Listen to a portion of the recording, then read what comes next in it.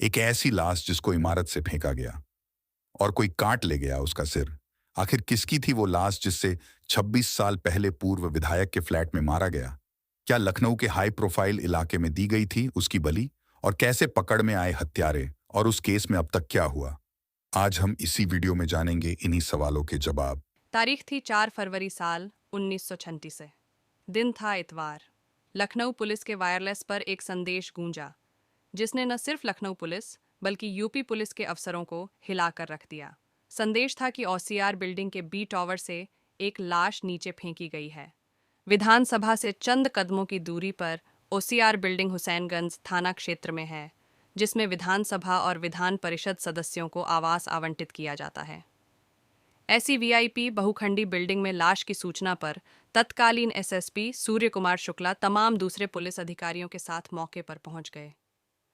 लाश के पास भीड़ जमा थी। लाश बोरे में थी। बोरा ऊपर से नीचे गिरने से फट गया था, जिससे लाश के कुछ अंग बाहर दिखाई दे रहे थे। दारोगा ने जैसे ही बोरा खोला, अधिकारियों के चेहरे से हवाइयां उड़ने लगीं। लाश का सिर गायब था। वह सिर कटी लाश थी। करीब 1 घंटे की छानबीन के बाद पुलिस इस नतीजे पर पहुंची कि लाश 7वें तल की बालकनी से नीचे फेंकी गई थी। लाश पुरुष की थी। जिस्म पर पैंट और शर्ट थी। पुलिस को उसकी जेब से सिवा एक रूमाल के कोई ऐसा साक्ष्य नहीं मिला जिससे लाश की पहचान हो पाती। पुलिस ने आसपास काफी तलाश की, लेकिन लाश का सिर पुलिस को नहीं मिला। खून के निशानों के सहारे पुलिस इस नतीजे पर पहुंची कि लाश को फ्लैट नंबर 706 से खींचकर बालकनी तक लाया गया था। फ्लैट के गेट पर सफाई के बाद भी पुलिस को खून के कुछ निशान मिल गए, लेकिन फ्लैट नंबर 706 में ताला लगा था। हुसैनगंज पुलिस ने कागजी कार्यवाही पूरी कर लाश को पोस्टमार्टम के लिए भेज दिया। 706 नंबर का फ्लैट हस्तिनापुर से विधायक रहे गोपाल काली को आवंटित था, जो उस बार का चुनाव हार गए थे। रविवार का दिन था और उस समय मोबाइल जैसी सुविधाएं भी नहीं थीं, इसलिए लखनऊ पुलिस ने मेरठ पुलिस के जरिए पूर्व विधायक गोपाल काली से संपर्क साधा। पता चला कि वह तो 1 महीने से मेरठ में ही थे। यह भी बताया कि फ्लैट की 2 चाबियां हैं। एक उनके पास रहती है, जबकि दूसरी चाबी फ्लैट की साफ सफाई करने वाले केयरटेकर मनोज शर्मा के पास रहती है। मनोज शर्मा 1 फरवरी को अपने घर पौड़ी, उत्तराखंड गया था और उसकी चाबी उसी के पास है। गोपाल काली ने पुलिस को यह भी बताया, लखनऊ जाने वाले उनके अधिकांश समर्थक उनसे चाबी ले जाते हैं और वहीं फ्लैट पर ही रहते हैं। जनवरी को ही एक समर्थक ने उन्हें फ्लैट की चाबी वापस की है। रिटायर्ड आईपीएस राजेश पांडेय बताते हैं कि फ्लैट की एक चाबी पौड़ी में और दूसरी पूर्व विधायक के पास होने की जानकारी पर पुलिस फ्लैट का ताला तोड़कर अंदर घुसी।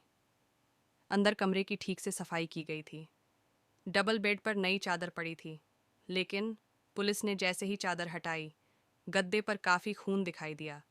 साथ ही पुलिस को सफाई के बाद भी कमरे की फर्श से खून के निशान मिल गए, जिससे इस बात की तस्दीक हो गई कि हत्या उसी कमरे में की गई थी।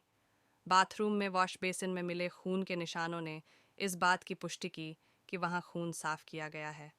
कमरे की तलाशी के दौरान पुलिस को वहां से भारी मात्रा में शराब की खाली बोतलें मिली।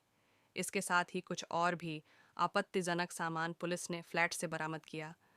उस समय लखनऊ में क्राइम रिपोर्टर रहे दीपक शर्मा के बताते हैं कि मामला पौश इलाके में सिर कटी लाश मिलने का था, इसलिए अखबारों में उससे जुड़ी खबरों को प्रमुखता मिल रही थी। कमरे की छानबीन से ऐसा प्रतीत होता था कि जैसे वहां हवन और पूजन किया गया हो। इससे वहां बलि दिए जाने की आशंकाएं भी अखबारों में छपीं। इस बीच पूर्व विधायक गोपाल काली भी लखनऊ आ गए थे। उस समय क्राइम रिपोर्टिंग करने वाले मनीष मिश्रा बताते हैं कि पुलिस ने लाश की पहचान के लिए उन्हें लाश की फोटो और कपड़े भी दिखाए, लेकिन वह पहचान नहीं कर सके। हाँ, उन्होंने यह जरूर स्वीकार किया कि लाश की जेब से मिला रूमाल उनका है। इस तरह घटना के 5 दिन बीत गए और 5 दिन बाद भी पुलिस की तफ्तीश वहीं खड़ी थी जहां से शुरू हुई थी।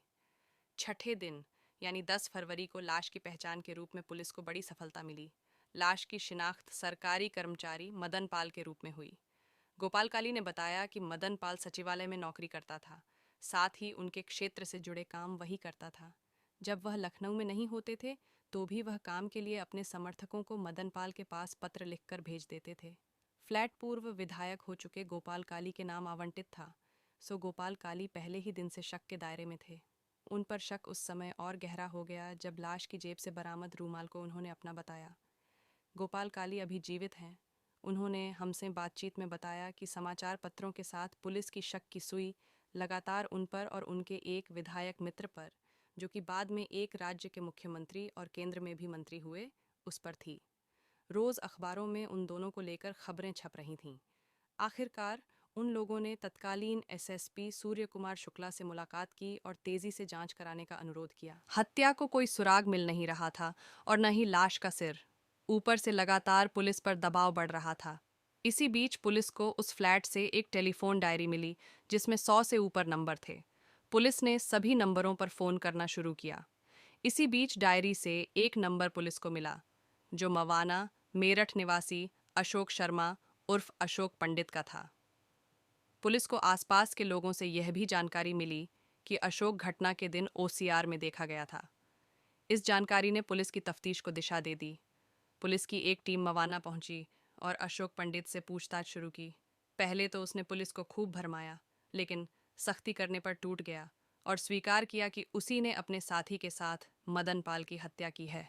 रिटायर्ड आईपीएस राजेश पांडे के मुताबिक पुलिस अशोक पंडित को लखनऊ लाई। पूछताछ के दौरान उसने बताया कि वह 2 फरवरी को एक तबादले के सिलसिले में अपने दोस्त नौशाद के साथ लखनऊ आया था। मनोज शर्मा फ्लैट पर था नहीं, तो उसने मदन पाल से संपर्क किया। मदन ने उसे रात में फ्लैट पर मिलने को कहा। चाबी न होने पर मदन ने कहा कि उसने चाबी बनवा रखी है। रात में तीनों ने फ्लैट में खूब शराब पी। इस दौरान अशोक शर्मा ने मदन पाल को दलाल कह दिया, जिस पर मदन ने उसे थप्पड़ मार दिया। फिर क्या था, अशोक और नौशाद ने सब्जी काटने वाले चाकू से उस पर कई हमले किए, जिससे उसकी मौत हो गई। हुसैनगंज बाजार से उन दोनों ने एक बड़ा चाकू और बोरा खरीदा। फ्लैट पर आकर मदन पाल का सिर धड़ से अलग किया और उसका धड़ बोरे में बांध दिया। सिर और चाकू बेड की चद्दर में बांधा और रात होने का इंतजार करने लगे। रात में वह बोरा खींचकर बालकनी तक ले गए और उसे नीचे फेंक दिया। इसके साथ ही सिर और चाकू लिपटा चद्दर लेकर वह फ्लैट बंद कर निकल गए। नौशाद कैसरबाग बस अड्डे से मेरठ चला गया और वह ओसीआर से पैदल चारबाग पहुंचा। रास्ते में चद्दर में बंधा सिर और चाकू उसने हैदर कैनाल में फेंक दिया। पुलिस ने हैदर कैनाल में सिर को काफ़ी तलाशा। पुलिस को सिर तो नहीं मिला, हाँ चाकू ज़रूर मिल गया। पुलिस ने नौशाद को भी गिरफ्तार कर लिया और दोनों को हत्या के आरोप में जेल भेज दिया।